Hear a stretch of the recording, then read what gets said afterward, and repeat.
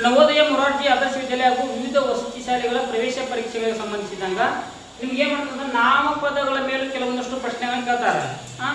ನಾಮಪದಗಳಲ್ಲಿ ಪ್ರಮುಖವಾಗಿರ್ತಕ್ಕಂಥ ವಸ್ತುವಾಚಕ ನಾಮಪದದಲ್ಲಿ ನಾಮಪದದ ಬಗ್ಗೆ ಒಂದು ನಾವು ಕಲಿಯೋಣ್ರಿ. ನೋಡ್ರಿ, ವಸ್ತುವಾಚಕ ನಾಮಪದ ಅಂದ್ರೆ ಏನಂದ್ರೆ ಯಾವುದೇ ವಸ್ತು, ವ್ಯಕ್ತಿ, ಪ್ರಾಣಿ ಹಾಗೂ ಸ್ಥಳಗಳಿಗೆ ಇರುವ ಹೆಸರುಗಳನ್ನ ನಾವೇನ್ ಕರಿತಪ್ಪ ಅಂದ್ರ ವಸ್ತುವಾಚಕ ನಾಮಪದಗಳನ್ನು ಕರಿತೇವೆ. ನೋಡ್ರಿ, ಏನಪ್ಪ ಅಂದ್ರ ಯಾವುದೇ ಒಂದು ವಸ್ತು ಆಗಿರ್ಬೋದು, ಯಾವುದೇ ಒಂದು ಪ್ರಾಣಿ ಆಗಿರ್ಬೋದು, ಯಾವುದೇ ಒಂದು ಸ್ಥಳ, ಈ ಎಲ್ಲಾ ಸ್ಥಳಗಳಿಗೂ ಇಟ್ಟಿರ್ತಕ್ಕಂಥ ಹೆಸರುಗಳಿಗೆ ಅವೇನಲ್ಲ ಹೆಸರುಗಳು, ಅವುಗಳನ್ನ ನಾವೇನು ಕರಿತೇವಪ್ಪ ಅಂತಂದ್ರ ವಸ್ತುವಾಚಕ ನಾಮಪದಗಳನ್ನು ಕರಿತೇವೆ. ಉದಾಹರಣೆ ನೋಡ್ರಿ, ರಾಮ, ಲಕ್ಷ್ಮಣ, ಸೀತೆ, ಸಿಂಹ, ಹುಲಿ, ದೇವಾಲಯ, ನದಿ, ಕಾವೇರಿ, ಕೊಳ, ಜಲ, ಈ ರೀತಿಯಾಗಿ ನಾವೇನ್ ಮಾಡ್ತಂದ್ರ ವಸ್ತುವಾಚಕ ನಾಮಪದಗಳನ್ನ ಗುರುತಿಸ್ತೇವೆ. ಈಗ ವಸ್ತುವಾಚಕ ನಾಮಪದ ವಸ್ತುವಾಚಕ ನಾಮಪದ ಅಂತಂದ್ರ ನಾವು ಯಾವುದೇ ವಸ್ತು, ವ್ಯಕ್ತಿ, ಪ್ರಾಣಿ ಹಾಗೂ ಸ್ಥಳಗಳಿಗೆ ಇರುವ ಹೆಸರುಗಳನ್ನ ನಾವು ವಸ್ತುವಾಚಕ ನಾಮಪದಗಳನ್ನು ಕರಿತೇವೆ.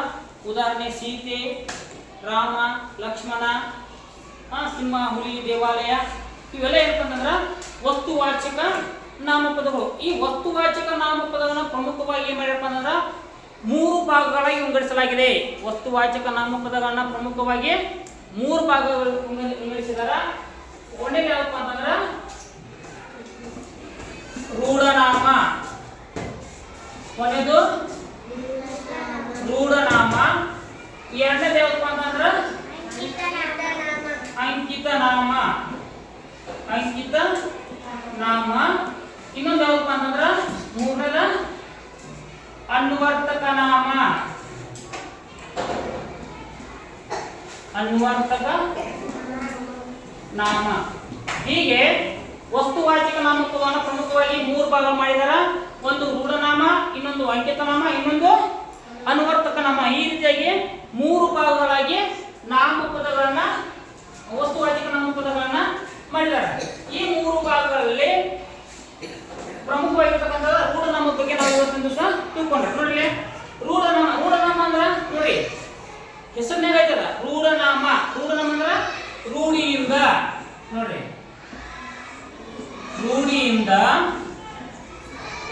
ಬಂದಿರುವ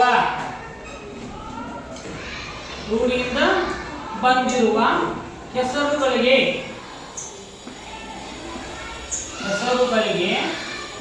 ಏನಿರ್ತದಪ್ಪ ಅಂತಂದ್ರ ರೂಢನಾಮ ಎಂದು ಕರೆಯುತ್ತಾರೆ.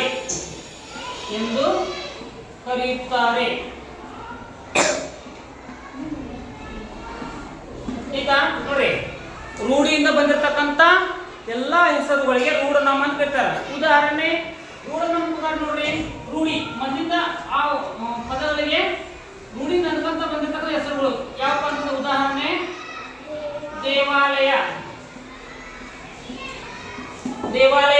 ನೋಡ್ರಿ, ಮೊದಲು ದೇವಾಲಯ ನಿಂತಿದ್ದು, ಈಗ ಏನಂತವ ದೇವಾಲಯ ಅಂತವ. ದೇವಾಲಯ. ಶಾಲೆ, ಮೊದಲು ಶಾಲೆ ನಿಂತಿದ್ದು, ಈಗ ಶಾಲೆ ಅಂತವು.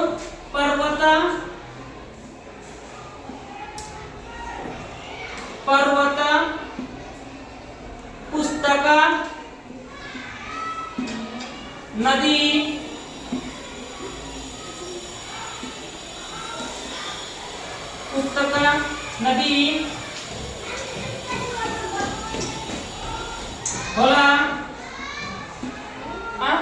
ಹೊಲ, ನೆಕ್ಸ್ಟ್ ಅಪ್ಪ, ಅಮ್ಮ,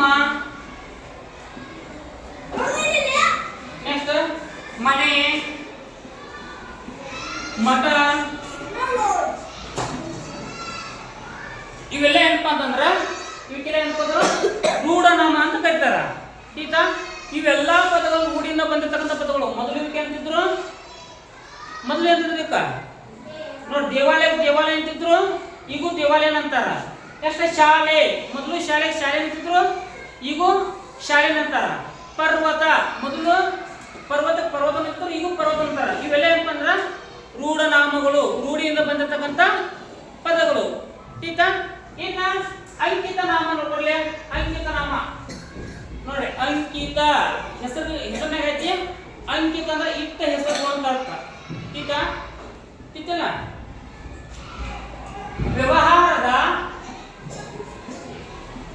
ವ್ಯವಹಾರದ ಅನುಕೂಲಕ್ಕಾಗಿ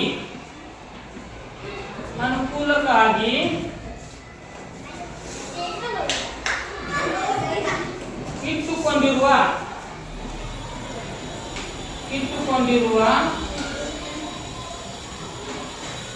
ಹೆಸರುಗಳು ನೋಡ್ರಿ. ಅಂಕಿತ ನಾಮ ಅಂದ್ರೆ ಏನಪ್ಪಾ ಅಂತಂದ್ರ ವ್ಯವಹಾರದ ಅನುಕೂಲಕ್ಕಾಗಿ ಇಟ್ಟುಕೊಂಡಿರುವಂತ ಹೆಸರುಗಳಿಗೆ ನಾವೇನು ಕರಿತಪ್ಪ ಅಂದ್ರ ಅಂಕಿತ ನಾಮ ಎಂದು ಕರೆಯುತ್ತೇವೆ. ಈತ ಯಾವ ರೀತಿ ನೋಡ್ರಿ, ಉದಾಹರಣೆ ಶಾಂತಿನಿಕೇತನ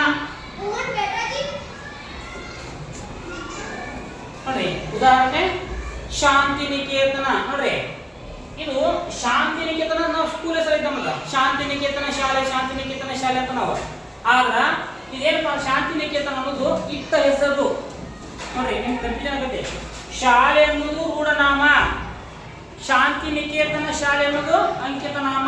ಈಗ ಶಾಂತಿನಿಕೇತನ ಅಂದ್ರೆ ನಮ್ಮ ಅನುಕೂಲಕ್ಕಾಗಿ ನಾವು ಹೆಸರುಗಳನ್ನ ಗುರುತಿಸಾಕ, ವಸ್ತುಗಳನ್ನ ಗುರುತಿಸಾಕ, ಸ್ಥಳಗಳನ್ನ ಗುರುತಿಸಾಕ ನಾವು ಇಟ್ಟುಕೊಂಡಂತ ಹೆಸರುಗಳು ನೋಡ್ರಿ. ಶಾಲೆ, ಈಗ ನೀವ ಮನೆಯಿಂದ ಬರ್ತಿರ್ತಾರೆ, ನಾ ಶಾಲೆಗೆ ಹೋಗ್ತಂದ್ರೆ ಅಂತಂದ್ರ ಯಾವ ಶಾಲೆ ಇಲ್ಲ, ಇಲ್ಲಿ 4 ಶಾಲೆ ಇದಾವ ಅಥವಾ ಇಲ್ಲಿ ಯಾವ ಶಾಲೆ ಅಂತ ಬರುತ್ತೆ ಇಲ್ಲಿ. ಅವಾಗ ನಾವು ಶಾಲೆ ಬಂದಾಗ ಶಾಂತಿನಿಕೇತನ ಅನ್ನೋದು ಒಂದು ಶಾಲೆ ಬರುತ್ತೆ. ಸಿಕ್ಕಿಲ್ಲ, ಆ ಶಾಂತಿನಿಕೇತನ ಏನು ಹೆಸರು ತಗೊಂಡ ನಾವು ಶಾಂತಿನಿಕೇತನ ಶಾಲೆಗೆ ಹೋಗುತ್ತೇನೆ. ಈಗ ಶಾಂತಿನಿಕೇತನ ಅನ್ನೋದು ನಮ್ಮ ಅನುಕೂಲ ಕೈಗೊಂಡು ನಾವು. ಈಗ ಒನ್ನೂರು ನೋಡಿ, ಒನ್ನೂರು ಅನ್ನೋದು ಊರು ಹೊರಗಡೆ ಊರು ಹೋದವ, ಅದ್ರಾಗ ಒನ್ನೂರು ಅಂದ್ರೆ ಇದ ಇಲ್ಲಿ ಐತಿ ಒನ್ನೂರು ಅಂತ ಗುರುತಿಸೋದು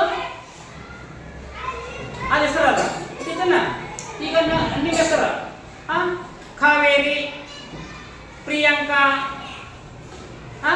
ಸಮರ್ಥ, ಇವೆಲ್ಲ ಏನುವ ಇವ್ರಿ ಎಲ್ಲ ಇಲ್ಲಿ 23 ಜನ ಎಲ್ಲರಿಗೂ ಒಂದೇ ಸಲ ಇದನ್ನ ಇನ್ನು ಅಂದ್ರ ಕಾವೇರಿ ಅಂದ್ರೆ ಕಾವೇರಿ ಬರ್ತಾಳ, ಪ್ರಿಯಾಂಕಾ ಅಂದ್ರೆ ಪ್ರಿಯಾಂಕಾ ಬರ್ತಾನ, ಸಮರ್ಥ ಅಂದ್ರೆ ಸಮರ್ಥ ಬರ್ತಾನ ಅಂತಂದ್ರ ಅಲ್ಲಿ ನಮ್ಮ ಅನುಕೂಲಕ್ಕಾಗಿ ಇಟ್ಟುಕೊಂಡಿರ್ತಕ್ಕಂಥ ಎಲ್ಲ ಹೆಸರುಗಳಿವು. ಈಗ ಉದಾಹರಣೆ ನೋಡಿ, ಶಾಂತಿನಿಕೇತನ, ಕಾವೇರಿ, ನೆಕ್ಸ್ಟ್ ರಾಮ,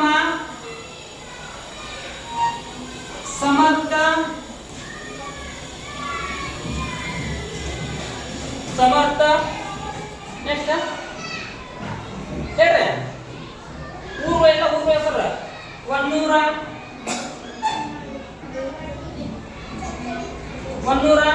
ರಾಜ್ಯಗಳ ಹೆಸರ, ದೇಶಗಳ ಹೆಸರ. ಇತ್ತಲ್ಲ ನಮ್ಮ ಅನುಕೂಲಕ್ಕಾಗಿ ನಾವೇನು ಇಟ್ಟಿರ್ತಕ್ಕಂಥ ಎಲ್ಲ ಹೆಸರುಗಳಿಗೆ ಏನು ಕರೀತಪ್ಪ ಅಂಕಿತ ನಾಮ ಅಂತ ಕರೀತಾರ. ಇತ್ತಲ್ಲ ಉದಾಹರಣೆ ಭಾರತ ಅನ್ನೋದು ಏನಿದೆ ಅಂಕಿತ ನಾಮ ನೋಡ್ರಿ. ಭಾರತ ಅನ್ನೋದು ಏನಿದೆ ಅಂಕಿತ ನಾಮ. ಅರ್ಥಾತ ನದಿಗಳು, ನದಿ ನೋಡ್ರಿ, ನದಿ ಅನ್ನೋದು ಏನದ ರೂಢನಾಮ ಅದ್ರ. ಅದ ಕಾವೇರಿ ನದಿ ಗೊತ್ತಿಲ್ಲ, ಕಾವೇರಿ ನದಿ ಅನ್ನೋದು ಏನದ ಅಂಕಿತ ನಾಮ ಇದೆ. ಭೀಮಾ ನದಿ, ಬ್ರಹ್ಮಪುತ್ರ ನದಿ ಅನ್ನೋದು ರೂಢನಾಮ ಆದ್ರ ಆ ನದಿಗೆ ನಾವು ಇಟ್ಟಿದ್ದ ಹೆಸರುಗಳು ಅಂಕಿತ ನಾಮಗಳಾಗ್ತಾವ. ಈಗ ಊರು ಅನ್ನೋದು ರೂಢನಾಮ ಅಂದ್ರ ಊರೊಳಗೆ ಇರ್ತಕ್ಕಂಥ ಹೆಸರುಗಳೆಲ್ಲ ಏನಕ್ಕವ ಅಂಕಿತ ನಾಮ ಆಕ್ಕವ. ವ್ಯಕ್ತಿ ಅನ್ನೋದು ರೂಢನಾಮ ಅಂದ್ರ ಆ ವ್ಯಕ್ತಿಗಳಿರ್ತಕ್ಕಂಥ ಎಲ್ಲ ಹೆಸರುಗಳು ಅಂಕಿತ ನಾಮಗಳಾಗ್ತಾವ. ಶಾಲೆ ಅನ್ನೋದು ನಾಮಪದ, ಶಾಲೆ ಅನ್ನೋದು ರೂಢನಾಮ ಅಂದ್ರ ಶಾಲೆಯೊಳಗೆ ಇಟ್ಟಿರ್ತಕ್ಕಂಥ ಎಲ್ಲ ಹೆಸರುಗಳು ಅಂಕಿತ ನಾಮಗಳಾಗ್ತಾವ. ಈಗ ಅಂಕಿತ ನಾಮ ತೀತಲ್ಲ. ಇನ್ನ ಅನುವರ್ತಕ ನಾಮಗಳು, ಅನುವರ್ತಕ ನಾಮ ಅಂದ್ರೆ ಏನಪ್ಪಾ ಅಂತಂದ್ರ ವ್ಯಕ್ತಿಯ ಸ್ವಭಾವ ನೋಡ್ರಿ, ವ್ಯಕ್ತಿಯ ಸ್ವಭಾವ,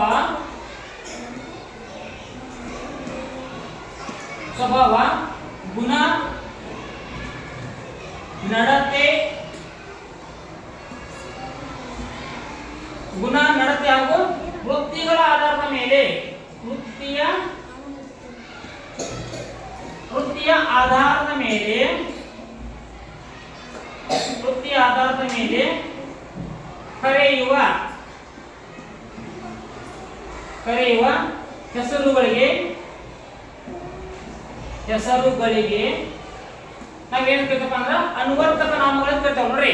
ಯಾವಪ್ಪ ಅಂತಂದ್ರ ಅನುವರ್ತಕ ನಾಮಗಳು ವ್ಯಕ್ತಿಯ ಸ್ವಭಾವ, ಹಾವಭಾವ, ಅವನ ವ್ಯಕ್ತಿತ್ವ, ಅವನ ಮಾಡ್ತಕ್ಕಂಥ ವೃತ್ತಿಗಳ ಆಧಾರದ ಮೇಲೆ ನಾವೇನ್ ಮಾಡ್ತವಪ್ಪ ಅಂತಂದ್ರ ಅನುವರ್ತಕ ನಾಮಗಳನ್ನ ಗುರುತಿಸ್ತವ. ಅನುವರ್ತಕ ನಾಮಗಳು ಅಂತಂದ್ರೆ ಏನಪ್ಪ ಅಂತಂದ್ರ ಎಕ್ಸಾಂಪಲ್ ನೋಡ್ರಿ, ಒಬ್ಬ ವ್ಯಕ್ತಿ ಕುಂಟ ಇದ್ದಂತಂದ್ರ ಆ ವ್ಯಕ್ತಿಗೆ ಏನನ್ನೋದು ಕುಂಟ ಅನ್ನೋದು. ಒಬ್ಬ ವ್ಯಕ್ತಿ ಕಿವಿ ಕೇಳ್ತಾರಲ್ಲ ಅಂತಂದ್ರ ಅವಂಗೇನೋದು ಕಿವುಡ ಅಂತ ಅನ್ನೋದು. ಒಬ್ಬ ವ್ಯಕ್ತಿ ಬಡಿತನ ಮಾಡ್ತಂತಂದ್ರ ಅವನಿಗೆ ಬಡಿಗ ಅಂತ ಅನ್ನೋದು. ತಿಳ್ತಿಲ್ಲ. ಒಬ್ಬ ವ್ಯಕ್ತಿ ಗಡಿಗೆ ಮಾಡ್ತಂತಂದ್ರ ಅವಾಗ ಏನನ್ನೋದು ಕುಂಬಾರ ಅಂತ ಅನ್ನೋದು.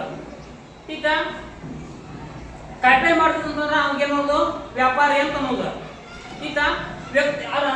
ವ್ಯಕ್ತಿಯ ಸ್ವಭಾವ, ಗುಣ, ನಡತೆ ಹಾಗೂ ವೃತ್ತಿಯ ಆಧಾರದ ಮೇಲೆ ಕರೆಯುವಂತ ಹೆಸರುಗಳಿಗೆ ಉದಾಹರಣೆ ನೋಡಿ.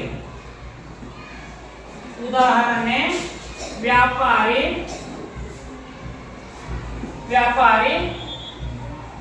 ಕುರುಡ,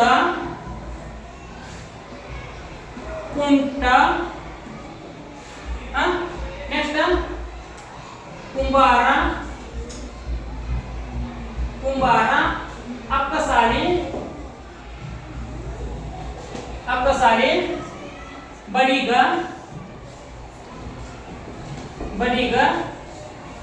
ಬೇಟೆಗಾರ. ಹೀಗೆ ಆ ವ್ಯಕ್ತಿ ಮಾಡ್ತಕ್ಕಂಥ ವೃತ್ತಿ, ಗುಣ, ಸ್ವಭಾವಗಳ ಆಧಾರದ ಮೇಲೆ ನಾವೇನ್ ಮಾಡ್ತೀವಿ ಅಂದ್ರ ಆ ವ್ಯಕ್ತಿಗಳನ್ನ ಗುರುತಿಸುವುದು. ಅದಕ್ಕೆ ಏನಂತ ಕರೀತಾರ?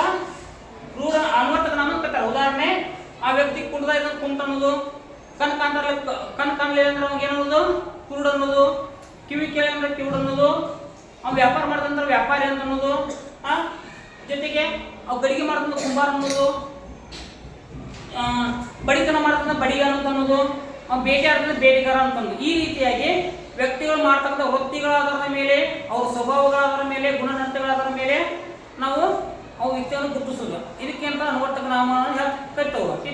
ಯಾರೋ ಒಬ್ಬ ವ್ಯಕ್ತಿ ಜಾಸ್ತಿ ಸುಳ್ಳು ಹೇಳ್ತಾ ಇಲ್ಲ ಅಂತಂದ್ರೆ ಅವನು ಸುಳ್ಳು ಅನ್ನೋದು. ಅದಲ್ಲ ಯಾವುದೇ ವ್ಯಕ್ತಿ ತುಡುಗು ಮಾಡ್ತದ ತುಡುಗು ಅಂತ ಅನ್ನೋದು. ಇವೆಲ್ಲ ಎಂತಂದ್ರ ವಸ್ತುವಾಚಕ ನಾಮಪದಗಳಲ್ಲಿ ಬರ್ತಕ್ಕಂಥ 3 ಪ್ರಕಾರಗಳು.